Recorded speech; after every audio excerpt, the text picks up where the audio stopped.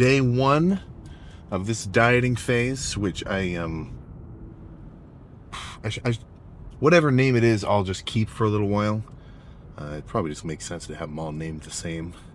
Seems kind of funny to call like one episode like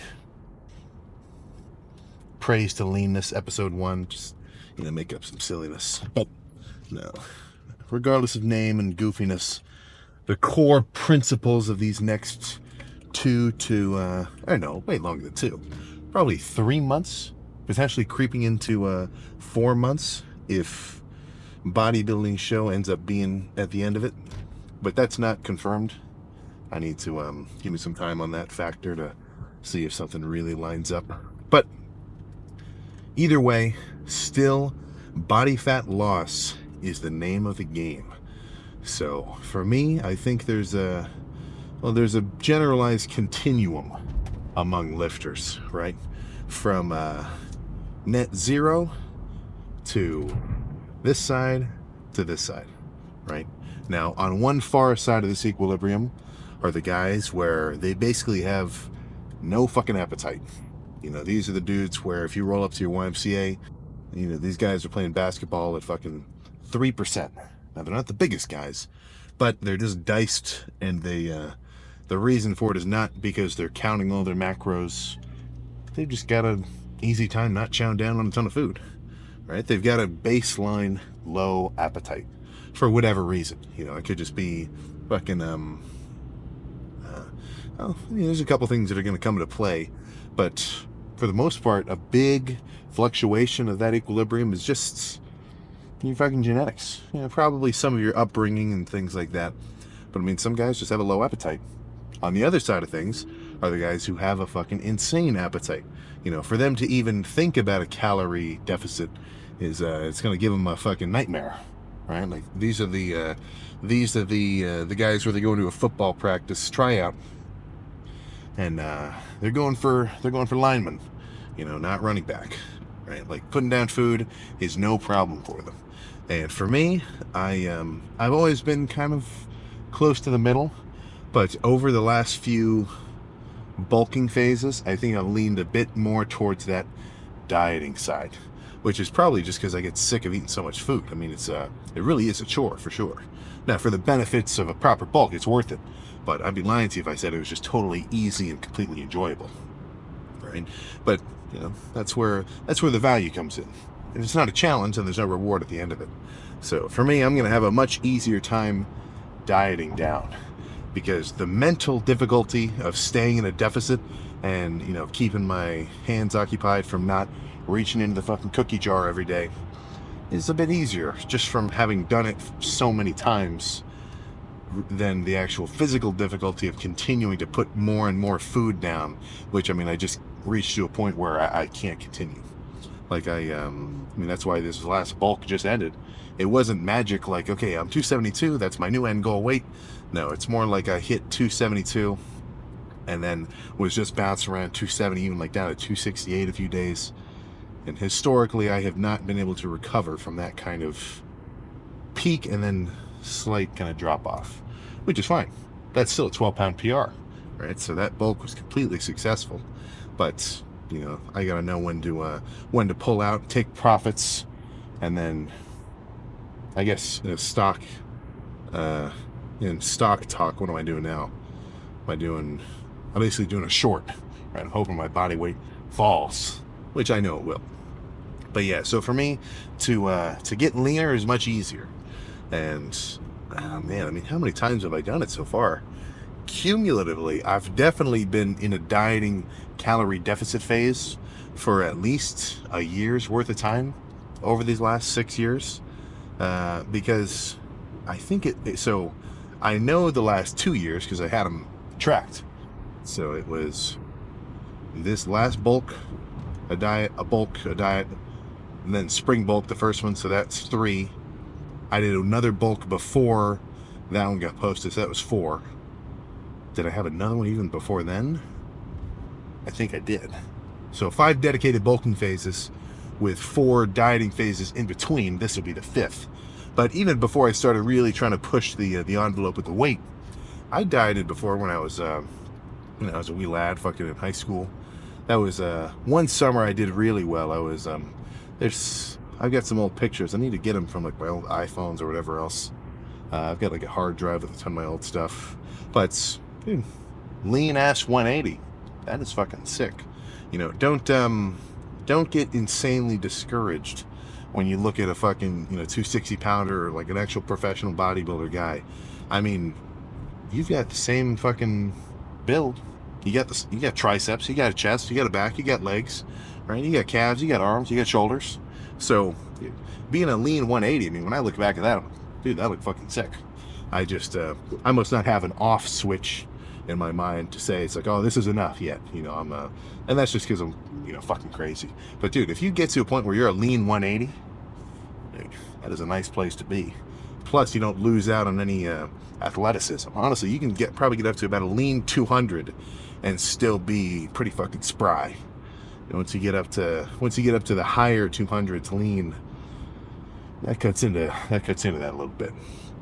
But that's one thing I'm going to notice. I'm going to be a bit lighter on my feet now that I'm not going to have a completely full stomach of food plus tons of water to go along with it. Taking fucking naps whenever possible. So, all that's to say, I am very excited about this dieting phase. And then, I'm sure part of the reason, you're never making a real, completely unbiased decision. Maybe I'm itching to just get cut up again. I'm really, So this one I want to take further. Right, the last few dieting phases I've gotten pretty lean, but no, this one I want to see some fucking glute striations. Never seen that before. Right, some more cuts and veins where I've never fucking seen them, and then an insane vacuum to go along with it.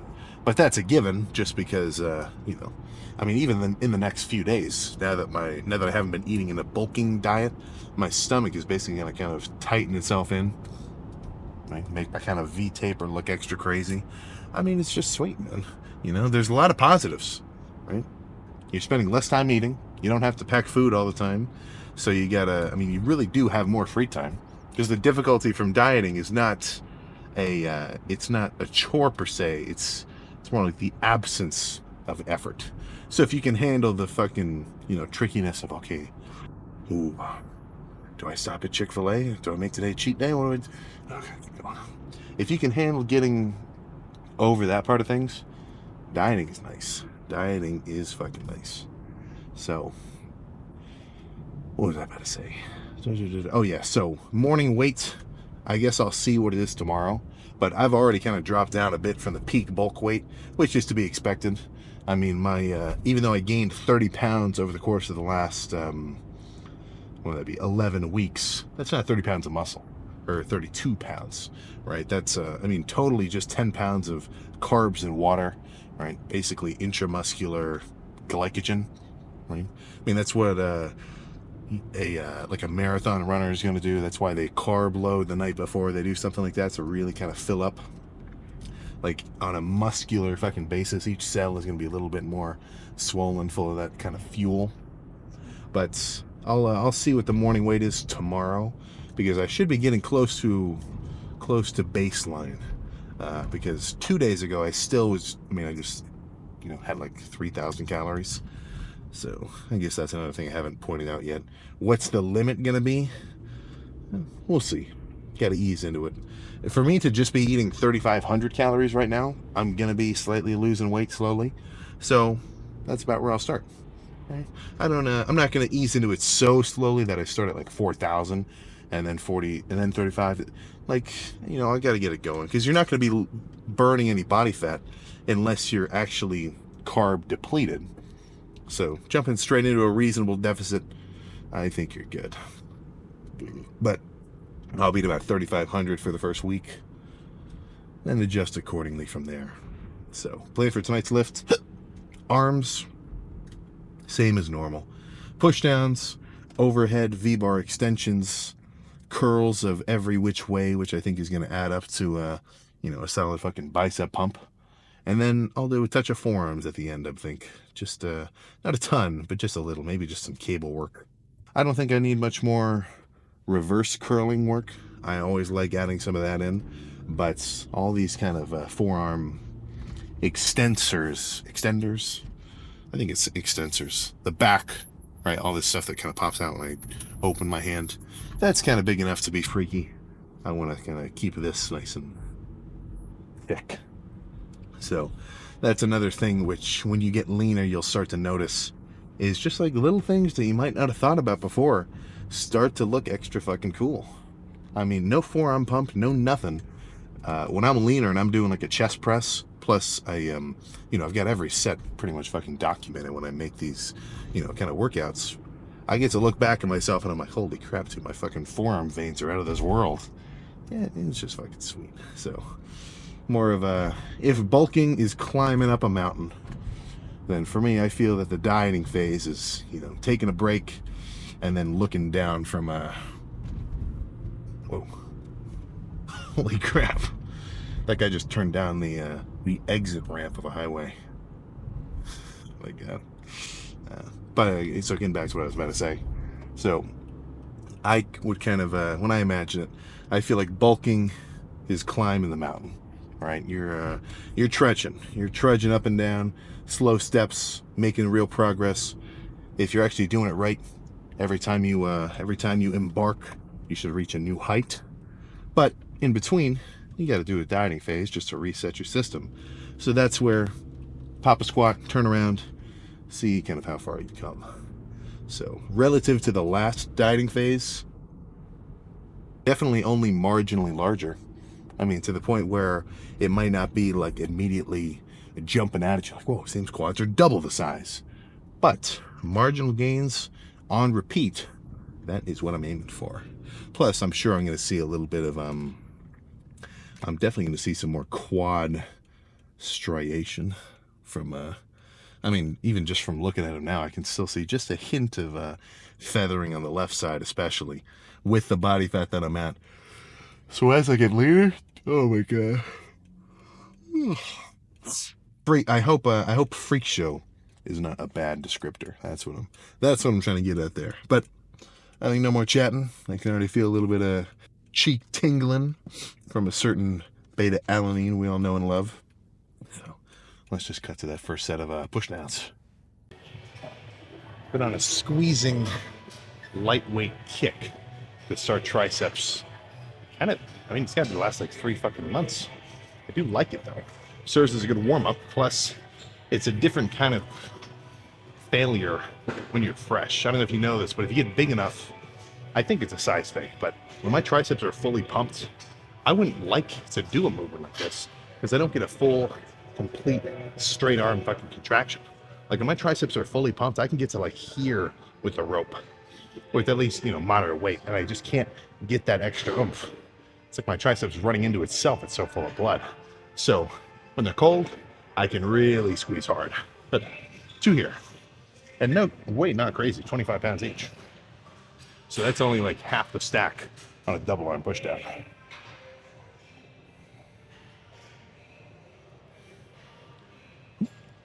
Oh.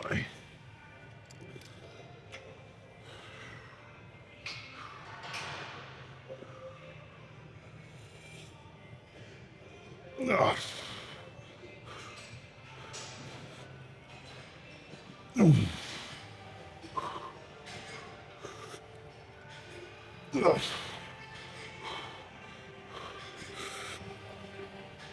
No.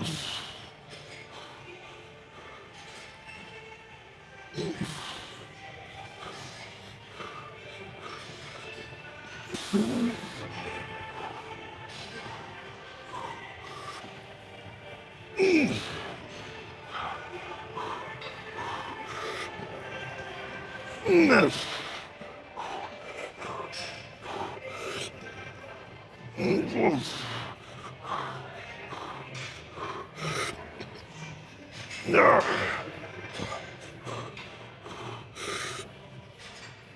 Okay.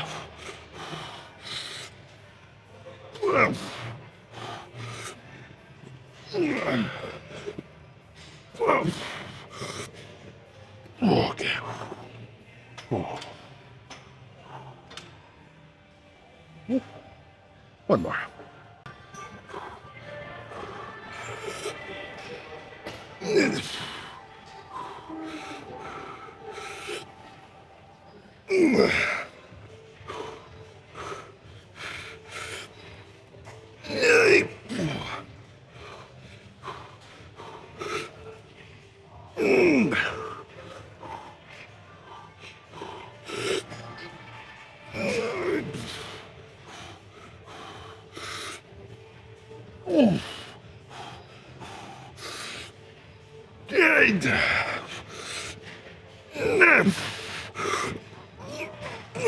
Okay.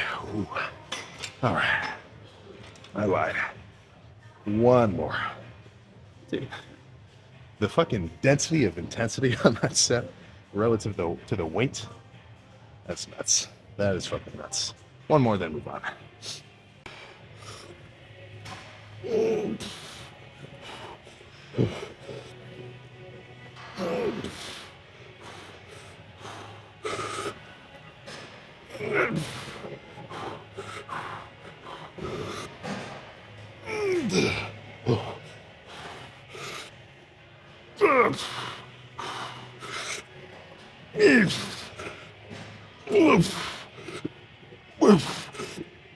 Oh my god.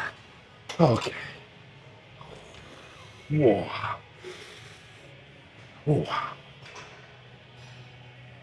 Okay. So, even though that was a good stretch, this whole little system is very squeeze focused, right?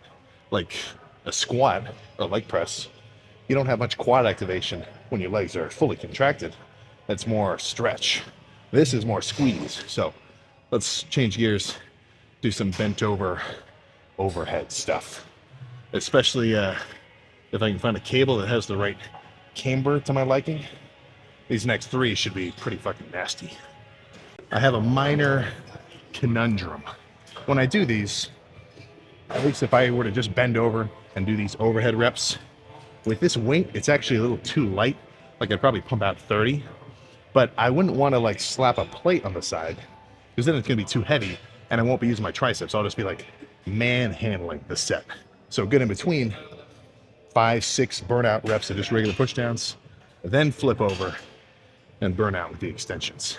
So let me just get a properly hyped song to match and go crazy.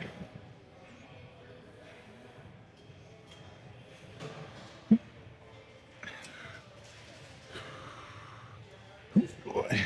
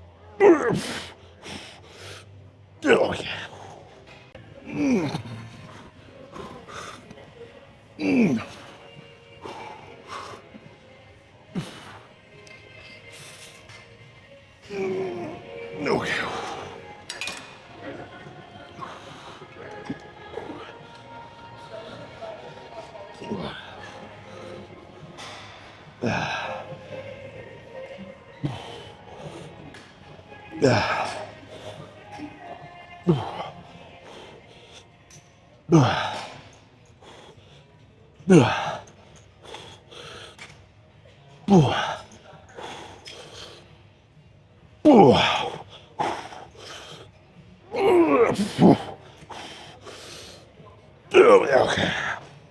All right. Let's move on to dips. This will be a heavy one. Still squeeze focus at the bottom.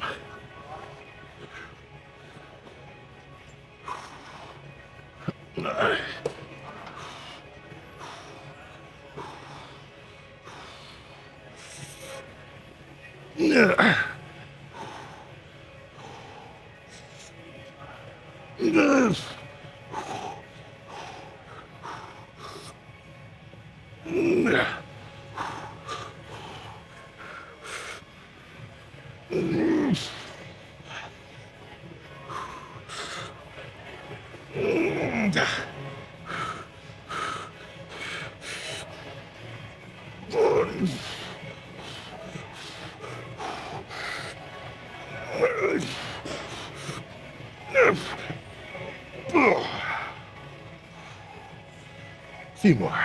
Holy crap. Yeah. No.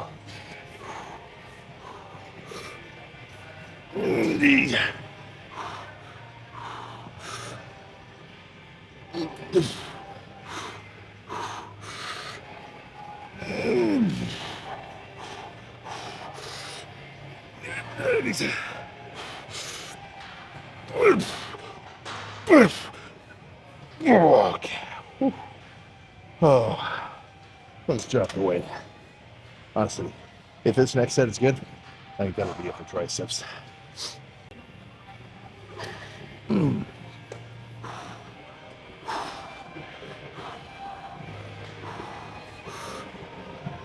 Yeah. Yeah. Ooh. Ah. No.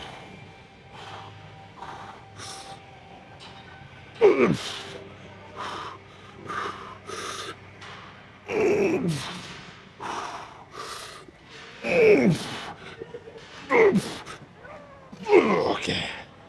Oh. All right. Time for curls. Tries are completely cooked. Usually, I'm one to say, I mean, I've literally said this before, I don't usually start a chest day off, or what am I saying, an arm day off with preacher curls. But by saying that, I'm limiting my own approach to biceps. So let's do it today. Nothing crazy heavy, of course, just a 50. And this isn't what I would call a freaky angle. When you're doing a preacher on like a 45, where it's really just steep, I'm a little more concerned. But this is more like a 70, maybe. So at the bottom, I have no concern of bicep rippage, right? So I can pretty much go to at least as close to failure as I can without worry. So let's start here. And these are going to be squeezing focus. Good tempo. And once I pick a better song.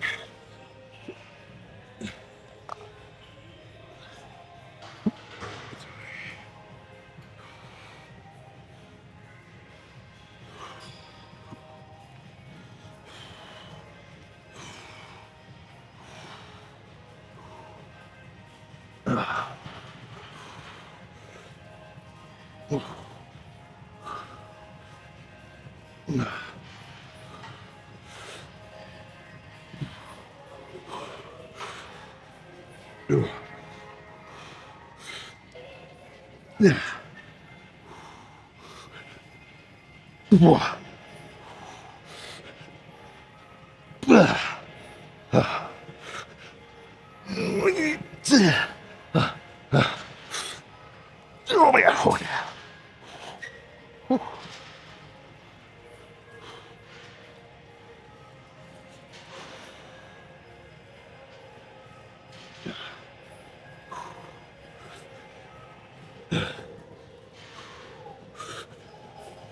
Yeah.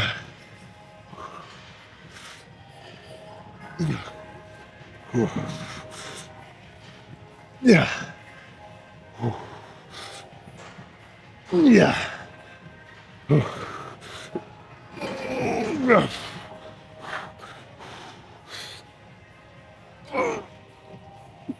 Okay.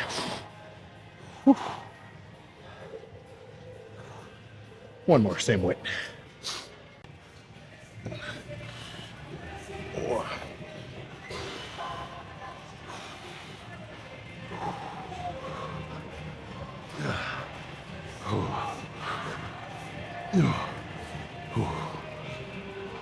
Oh.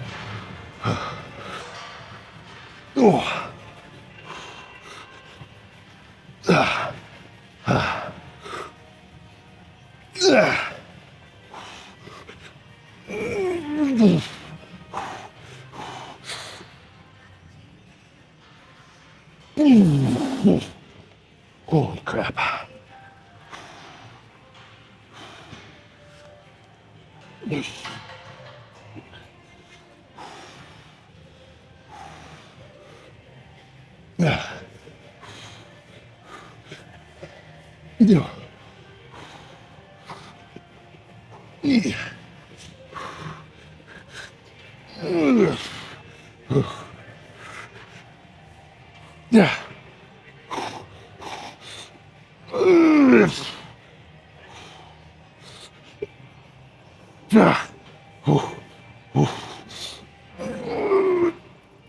Okay.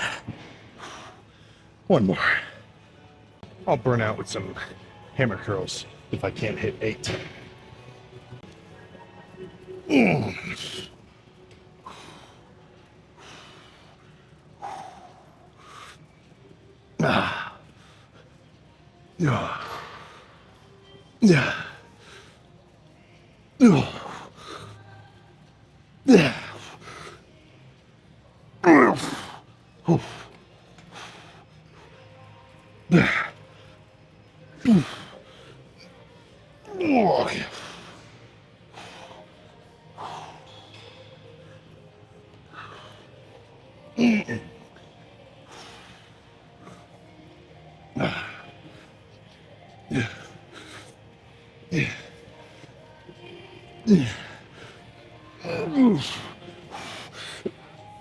Okay. Yeah. All right. Let's move on. Let's just do a simple double arm set on this machine. Not the heaviest, but I do like the strength curve because it's consistent. With a, if you think about it, with a regular dumbbell curl, like if I were to have this exact same seat without all this fancy shit, and I just held 2 dumbbells, the tension in my biceps is actually going to change. It's going to feel the lightest down here and actually get heavier and heavier and heavier because the dumbbells are only exerting force downward, right? So, you know, if you ever watch somebody do lateral raises, there's a reason that they can just pump out little partials down here and not keep getting full range of motion. It's because it gets heavier as you do the rep, right? Because this weight is now being pushed further away from the moment arm, your elbow, and it's exerting more torque, if you like a little bit more of a physics-based explanation. But with a machine like this, the force is actually just always backwards against my hand, right? So instead of like a dumbbell fly, where it's heavy down here, and then it gets lighter at the top, this is more like a pec deck, right? I feel constant tension the whole time. I wouldn't mind if the stack was maybe 1.5 times as heavy, but this will be all right.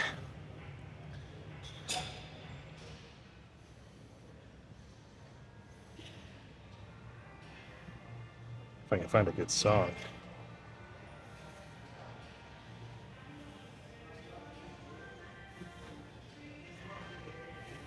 Come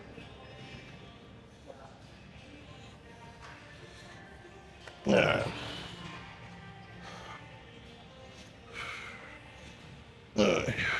Oh. Seat almost wasn't the right height.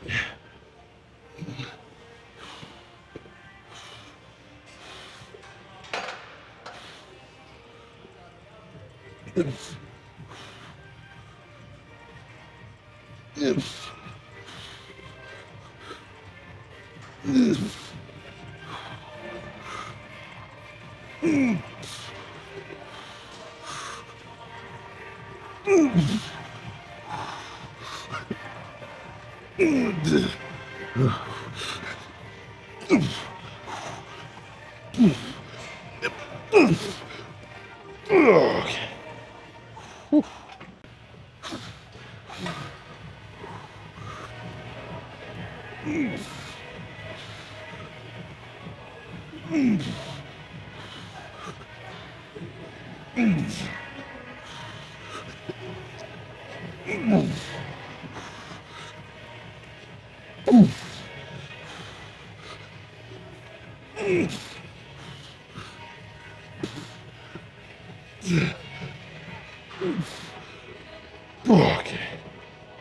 Whew. Let's do some cable stuff. And I think arms are just about done. These are just be some alternating dumbbell curls or cable. 10, 10, 8, 8, 5, 5, 5, 5, 5. The failure.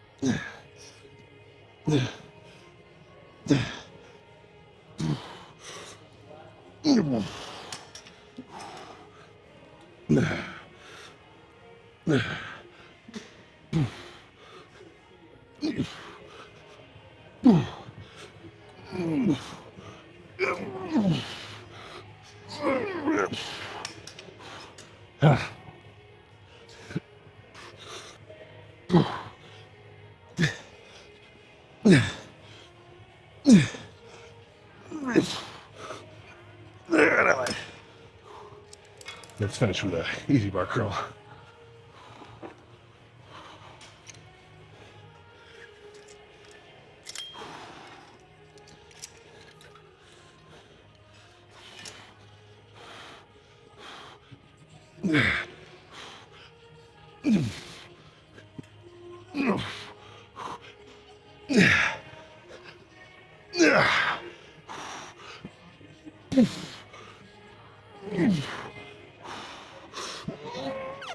Okay. All right. Let's go find some lighting. Arms down. There we go. I think I lied. We'll chill on forearms until they next return. But let's see how arms look. A little bit of a hiatus during those sets of machine curls. I was caught myself doing a little too much yappage, but I don't think the arm pump suffered much, if at all. So let's see what the first semi-depleted bicep tricep combination has to offer. Let's see. There we go. Nice and center too.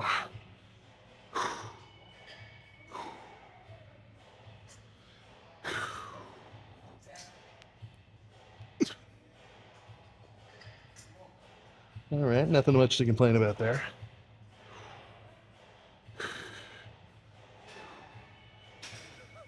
Shit.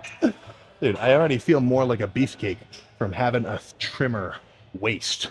Because even if my arms didn't change size, or they even shrunk some, being able to squeeze in closer here makes this whole wider side of things from my torso look even more nutty. Plus, an arm pump always helps a lat spread. I'd say even more than a back pump does. Boy. Now, there's no coming close to the infamous outdoor Lee Priest lat spread, if you know the clip I'm talking about. But let a man dream, right? Let a lifter dream here, okay? So.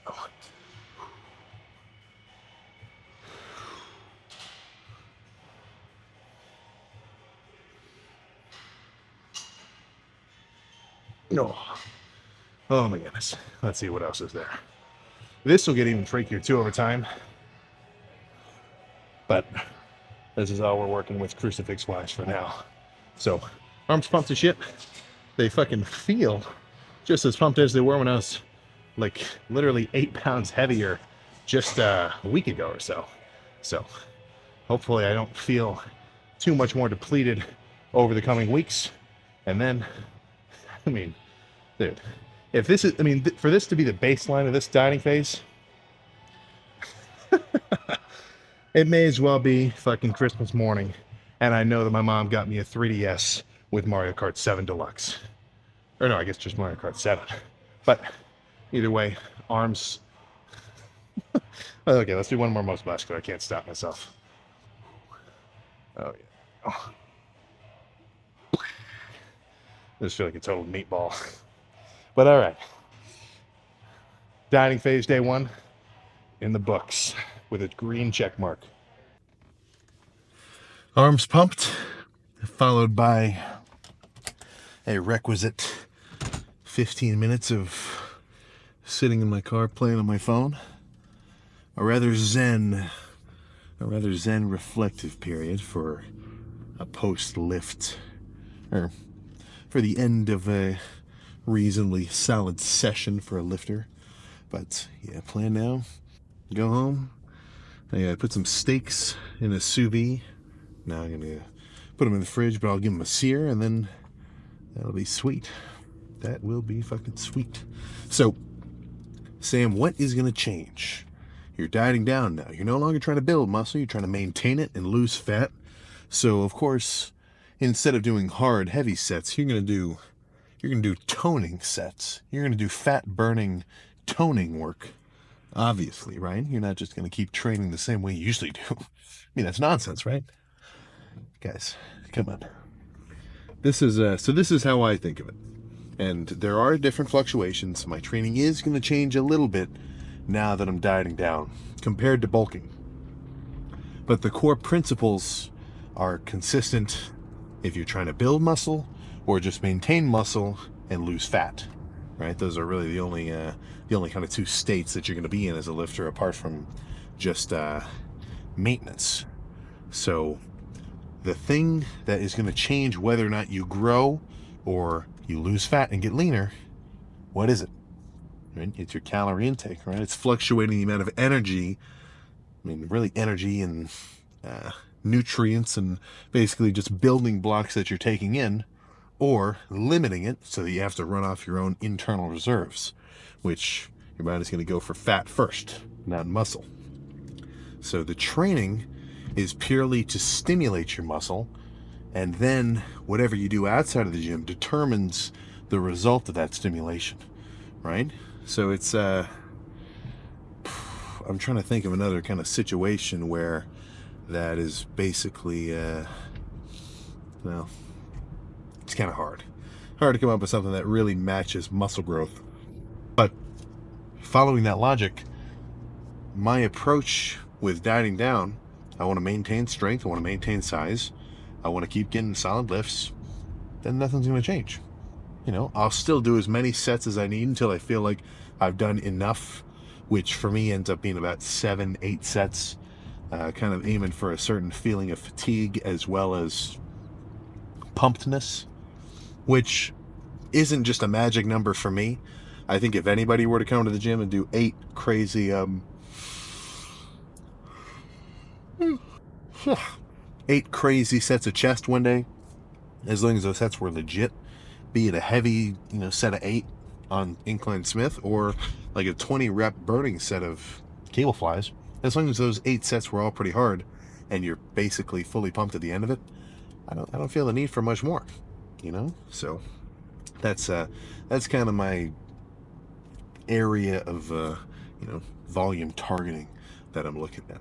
But other than that, I mean, the lifts are going to stay the same. I'll still lift as heavy as I can with reason, combined with some lighter sets for more squeezing kind of burnout kind of work. And get pumped. Do still do some drop sets and some supersets here and again, but the training shouldn't change much. And there is I think that's kind of just a disconnect of understanding from like how important the dieting side of things really is to fluctuating how your body ends up looking. I could do somebody could do zero training and purely, get on like a more strict diet. Maybe it's always going to help to add physical training, but you could do nothing else. Just actually restrict your calories, and then, however long it takes to get down to like a lean body weight, people are going to say, holy crap, what was your fucking secret? What have you been doing to manage this insane transformation? It's like, I just ate in a calorie deficit for 2 years straight. Lost fucking 80 pounds. Now, it's more complicated than that, of course, because that is tricky to do, but it is just as simple as that, right? So, over the course of this dieting phase, I'm going to make sure. I'm sorry. I'm going to make sure that the intensity on the lifts does not drop off. It still maintains its level of intensity, and then not overdo it with the calorie intake. Maintain a steady fat fat burning kind of state, and then fast forward 3 months, I'm going to be doing a pose down after a chest day, saying, "Holy crap! I've never seen so many fucking fibers on my chest before." Hitting on the most muscular. So that's what I'm getting excited for. But the reason why I'm so confident in being able to say I know I'm going to be able to lose this body fat is because I know the rule book. Eat 300 to, well, it's going to taper off because I'm going to get down to probably maybe 2,500 calories on the low end. But I'm going to start off around 3,500 or so.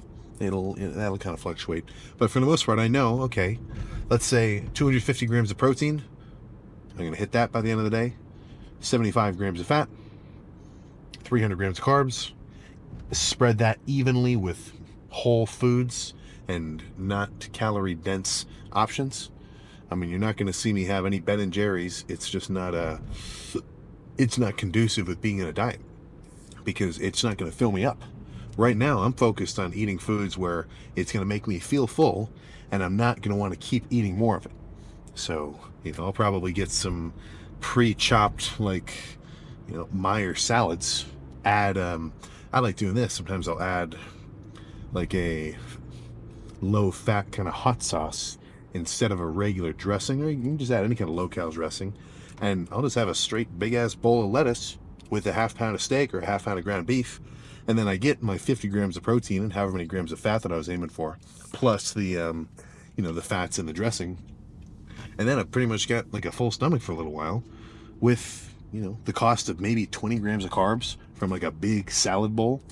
That's what I'm aiming for. So when I'm dieting, I want to eat foods that are very fluffy, in the sense that they take up a lot of space but don't have a lot of calories.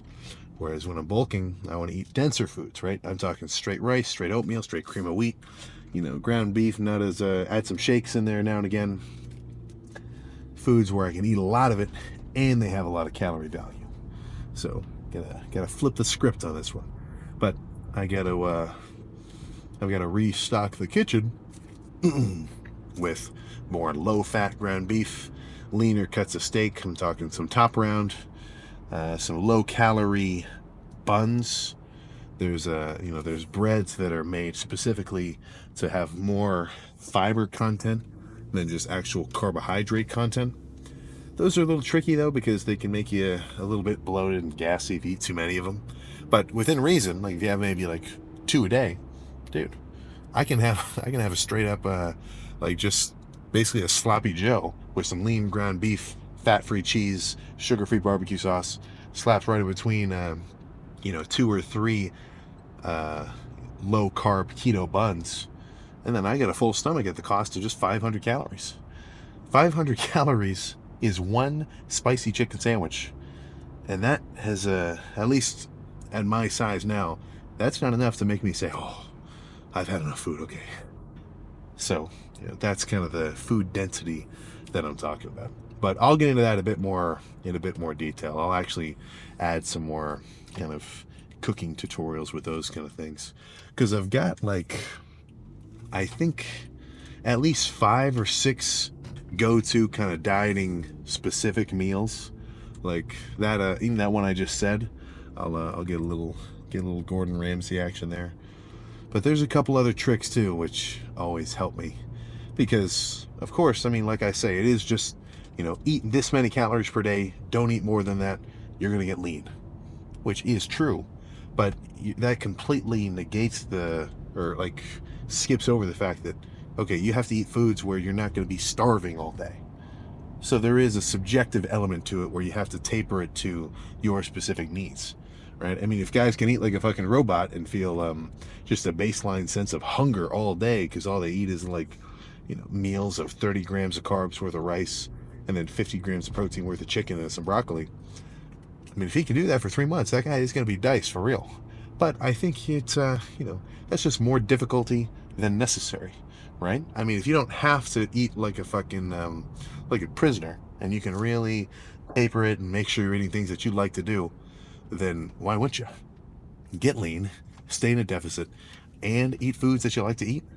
Now, of course, you are always going to be dieting. You're always going to be in a deficit, so you can't get around hungry. There's no, well, actually, I guess that's not true. Fucking Ozempic's making its rounds. I'll, I'm not somebody to ask about Ozempic. This isn't an Ozempic dieting phase. But there's no getting around being a little bit hungry. I mean, unless you go that route, I guess. But there are a lot of ways to make it easier on yourself. So I'll get into that in a lot more detail over these next coming months. So I'll see you tomorrow for legs, which is one of the lifts that is going to change a little bit now that I'm dieting down, which I'll get into more tomorrow.